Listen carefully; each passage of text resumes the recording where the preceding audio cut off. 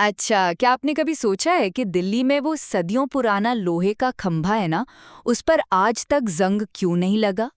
कमाल की बात है ना। इसका राज जुड़ा है भारत के एक बहुत ही पुराने और प्रभावशाली साम्राज्य से। जी हाँ, हम बात कर रहे हैं गुप्त साम्राज्य की।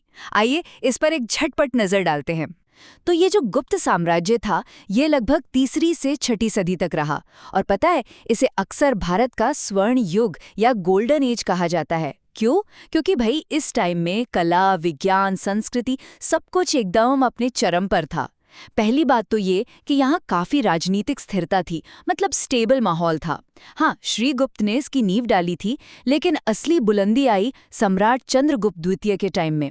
उन्हें विक्रमादित्य की उपाधि भी मिली थी, मतलब सूर्य जैसा शक्तिशाली। उन्होंने अपने दुश्मनों को हराया, जैसे पश्चिमी क्षत्रप, जो उस जमाने के लोकल रूलर थे, और साम्राज्य को एकदम मजबूत बनाया। इसी स्थिरता से तरक्की हुई। दूसरी बात, अरे वाह, क्या गजब का सांस्कृतिक और वैज्ञानिक विकास हुआ। आप सोचिए, कालिदास जैसे महान कवि और नाटककार इसी दौर में थे। आर्यभट्ट, जिन्होंने दुनिया को शून्य दिया और पाई की वैल्यू बताई, वो भी इसी समय के थे। और हाँ, धातु विज्ञान, वो दिल्ली वाला लोहे का खंभा याद है, बिना जंग वाला, वो इसी दौर का सबूत है।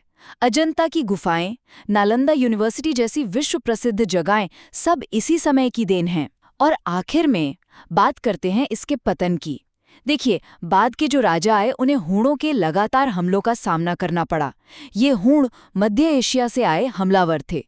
तो धीरे धीरे बाहरी दबाव और कुछ अंदरूनी कमजोरियों की वजह से छठी सदी आते आते ये महान साम्राज्य बिखर गया। तो संक्षेप में कहें तो गुप्त काल भारत के इतिहास का वो सुनहरा दौर था, जहां ज्ञान, विज्ञान और कला खूब फले फूले।